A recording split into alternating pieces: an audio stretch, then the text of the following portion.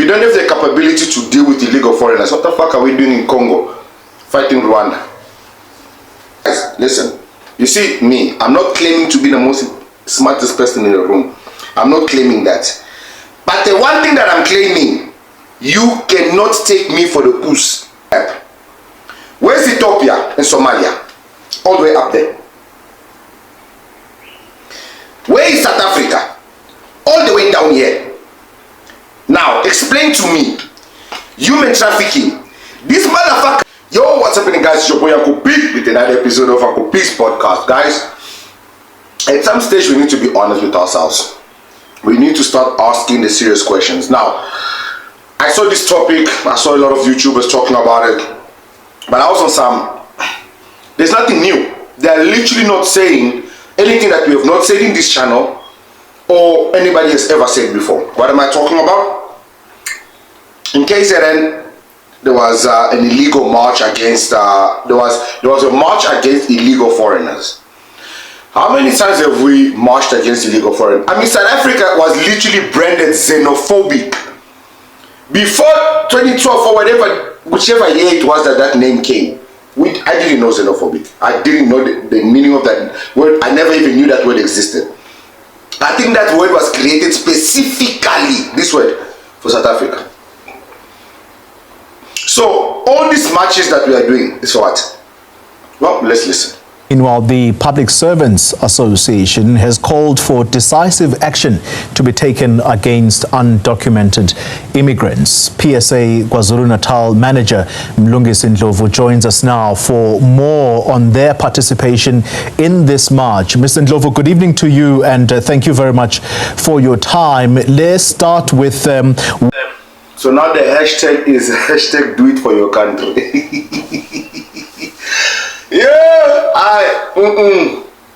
Okay, anyways, let's listen. Why your participation in this demonstration, your organization, we all know it represents public servants. What statement were you making today?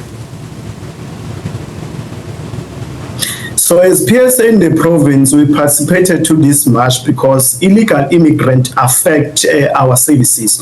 You'll appreciate that some of our hospitals are overcrowded, not only due to South African citizens, but you've got foreign nationals who are here illegal that need to be serviced. If you go to Home Affairs, you find them in some of the schools. You find them because if they've got kids in South Africa, by hospitals, home affairs, schools. We've spoken about all this, guys. We have spoken about all this. So what is different now? Let's listen.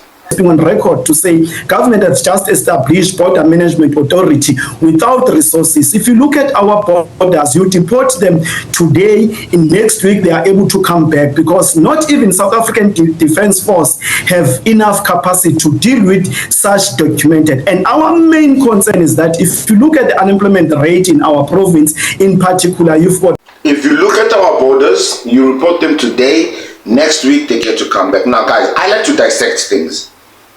That is the reason why this channel is growing and the reason why you guys love this channel. Because we dissect everything in details. And we make everything make sense. We listen to what they are saying. So we don't look like mumus, we don't look like idiots, like we don't know what we're talking about, or we don't know what's happening here. Listen to this very carefully. We send them back to their country, they come back. Let's listen. Not even South African Defence Force have enough capacity to deal with such documented. And our main... Not even the South African Defence Force has the capability to deal with such. Now, this is where now it pisses me off. If you don't have the capability to deal with illegal foreigners, what the fuck are we doing in Congo fighting Rwanda? Can you see the ignorance? They think we are ignorant, that we don't listen. So what are we doing in Congo if we can't even fight here at home? So why are we sending soldiers there to die for Congo when here at home we have problems ourselves? Why are we sending firefighters? Where did we send firefighters, guys? Remind me in the comment. We sent firefighters recently to one of these countries that was on fire. Well, America. We sent firefighters to America. We have problems here at home. Can you see they think we are idiots, like we don't understand what's happening, but we actually do understand. Let's listen. main concern is that if you look at the unemployment rate in our province in particular, you've got the restaurants, you've got fuel stations who've employed undocumented foreign nationals. Even in the constructions industry, we are saying as PSA we have reached a crisis because they are not only here illegally, some of them they are here committing serious crime. That's why even in we have reached a crisis only now, Jay, now. Or is it because the elections are coming? The local elections are coming, so all of a sudden everybody's got something to do. We reached this crisis 10 years ago, bruh. What you're talking about?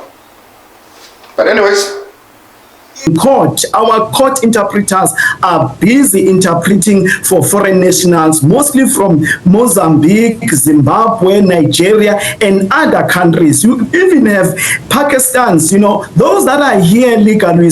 now, this is where my problem becomes. Even in court, the translators are translating for Zimbabwe, Mozambique, he named all those countries. These foreigners are taking people to court illegally while not having documentation. And I know this for a fact because I've gone to court with 3 illegal foreigners. Different cases. They had no papers, no documentations. And you know what the judge told me? This is not a case for that. That is another matter. When I was at the police station, I opened a case against them for being illegal immigrants. They refused to open the case because we had another case. They don't care. Guys, they don't care. And you know how I know they don't care? Listen to this story and you tell me. You see, the problem is, guys, I like to dissect things differently. We don't dissect things like other channels here. Yeah, we are dissector. Listen to this story and let us make it make sense.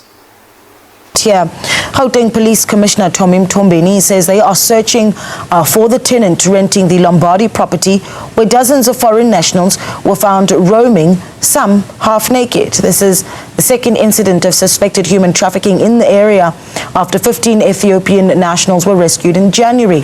Police hope the property owner can give them some information as to who may be behind the suspected trafficking. Give me a second. Who may be behind this trafficking? Let's listen further. From Africa reporter Liema Vomisa has more.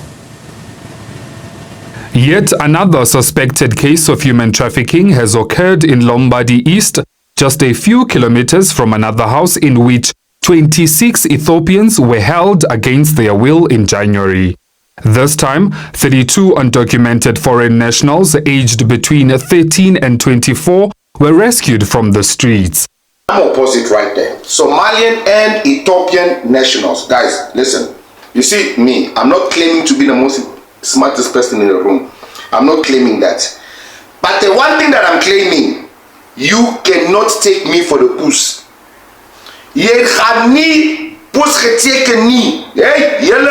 Niman. Guys, look at this map. Where's Ethiopia and Somalia? All the way up there. Where is South Africa? All the way down here. Now, explain to me, human trafficking. These motherfuckers passed Kenya, Uganda, South Sudan, Rwanda, Democratic Republic of Congo, Burundi, Tanzania. Should I keep going? They could have even gone to Seychelles, Comoros. I don't even know where the fuck that is. Guys, recently with Madagascar, nobody even knows what happens in Madagascar. Nobody hears about Madagascar. Nobody talks about Madagascar. They could have even gone to Madagascar. Mozambique, Zimbabwe, guys, Namibia. They could have even gone to Angola. They skipped all those countries. Remember they said human trafficking. They passed all those, so those countries are not interested in humans. They are not interested in trafficking people. Only South Africa is in need of Somalis and Ethiopians. Only. Guys, don't take us for the fool, bro. These are illegal immigrants that go into the country illegally.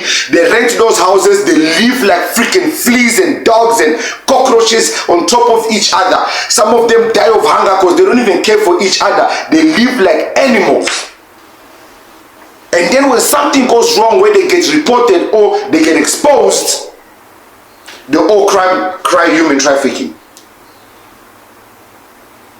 All of a sudden, human trafficking. We were trafficked. We don't know how we got.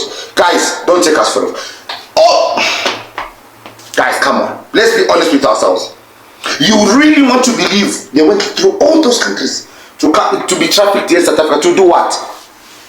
Does this guy look like he was trafficked? How they give their food, no food and no clothes. So staying the day. So I asked him, already few people is like 4 days they're entering. So I asked them how they are demand the money by the phone and WhatsApp, everything. Does this guy look like he was trafficked? Skin is all on point, his hairline is on point. I'm not a hater. I am not a guys, does this guy look trafficked? Hairline is on point, skin is on point. His teeth is not on point, but he's clearly shaved. Looks like he eats well. Guys, let's not be idiots. He said that now they are demanding money. Listen to this part and let's dissect this together. Please, let's dissect this together. They demand family from the who family here in Ethiopia and South Africa. They don't care. They ask him even until they demand until Dubai, the families are there. So he's saying they demand money from their families. And he made one mistake, guys. Mina, I listen. He made one mistake. He said families in Ethiopia, even in South Africa. Guys, what happens here now? These guys pay smugglers to smuggle them into SA. They end up owing these people money. So they are held hostage until their families will pay what is owed to these smugglers. And it happens in the process of holding them hostage, they happen to escape. And then they say kidnapping. Guys, we are not idiots. We are not idiots. They were smuggled into the country for a better life. Because if it was human trafficking, they would have sold them in any of those countries that they passed. But they did not. They came all the way to South Africa. And what is the one reason everyone enters South Africa? For a better life. For soft, tender life. So let's stop lying to each other.